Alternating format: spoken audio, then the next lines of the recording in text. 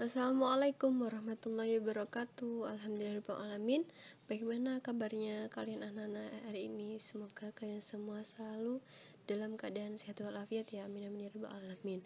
Nah anak-anak, sebelum kita memulai pembelajaran pada hari ini, marilah kita membaca basmalah terlebih dahulu. Bismillahirrahmanirrahim.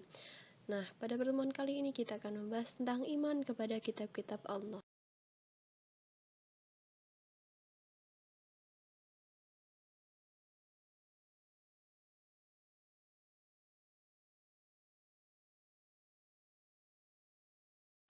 Iman kepada kitab Allah. Iman di sini adalah artinya percaya. Nah, iman kepada kitab Allah ini adalah rukun iman yang ketiga. Iman kepada kitab Allah ini berarti percaya dan meyakini dengan sepenuh hati bahwasanya Allah Subhanahu wa taala telah menurunkan kitab-kitabnya kepada rasul untuk disampaikan kepada para umatnya.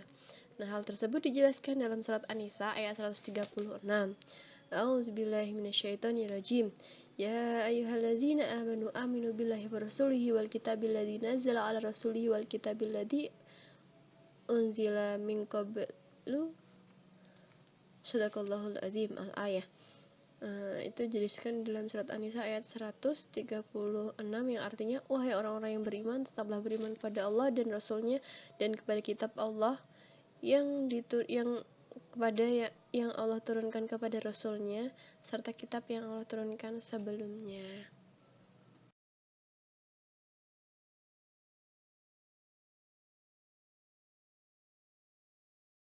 Macam-macam kitab, ini ada macam-macam kitabnya. Ini ada dua, yaitu kitab samawi dan kitab arti.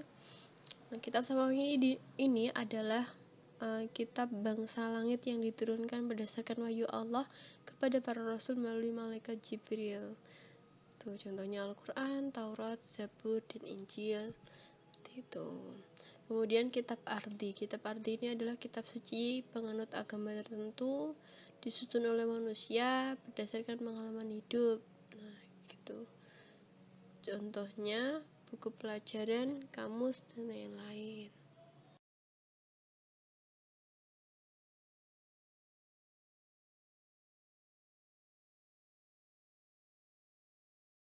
Nah, anak-anak, sekarang kita akan bahas cara Allah menurunkan kitab-kitabnya ya. Nah, cara Allah menurunkan kitab-kitabnya ini ada melalui 3 cara, yaitu dengan yang pertama melalui malaikat Jibril yang datang secara langsung untuk memberikan pelajaran baik tertulis, lisan, atau isyarat lain yang sesuai dengan izin serta kehendak Allah.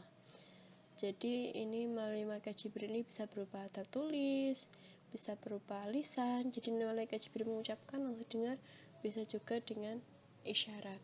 Kemudian yang kedua melalui bisikan. Bisikan ini bisa bisikan hati maupun bisikan telinga. Tuh, terus yang ketiga melalui isyarat di balik tabir mimpi atau melalui mimpi.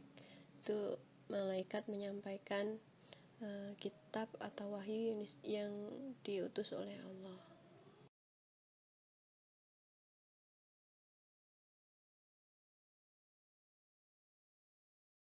Tujuan Allah menurunkan kitab, seruan kepada manusia untuk mentauhidkan atau mengesahkan Allah Subhanahu wa taala, peraturan baik dan buruk dalam kehidupan, kemudian keterangan tentang peristiwa masa lalu atau kisah nabi-nabi terdahulu, kemudian terakhir berbagai macam peringatan. Perbedaan suhuf dan kitab. Nah, ini kenapa kita bahas, karena sebelum kita mempelajari satu persatu tentang kitab dan isinya, kita akan bahas apa sih kitab itu, apa sih suhuf itu yang sering kita dengar, yaitu suhuf. Nah, suhuf ini ternyata merupakan wahyu Allah yang diturunkan kepada Rasulnya berupa lembaran-lembaran dan tidak dibukukan. Itu yang namanya suhuf. Cuman kalau kitab ini adalah kumpulan wahyu yang disampaikan kepada Rasul dan diajarkan kepada manusia atau kepada umatnya. Seperti itu. Jadi kalau suhuf ini hanya lembaran, kalau kitab yang sudah dibukukan.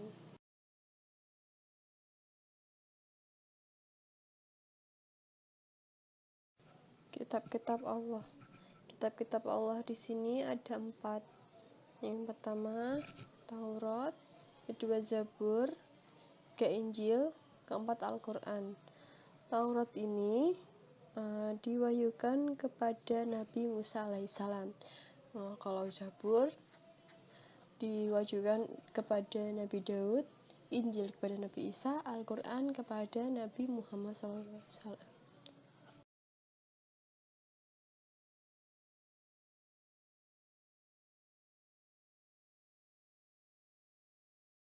Oke anak-anak, kita lanjutkan minggu depan ya. Terima kasih, semoga bermanfaat bagi kita semua. Kita tutup dengan bacaan Alhamdulillah bersama-sama. Alhamdulillahirrahmanirrahim. Wassalamualaikum warahmatullahi wabarakatuh.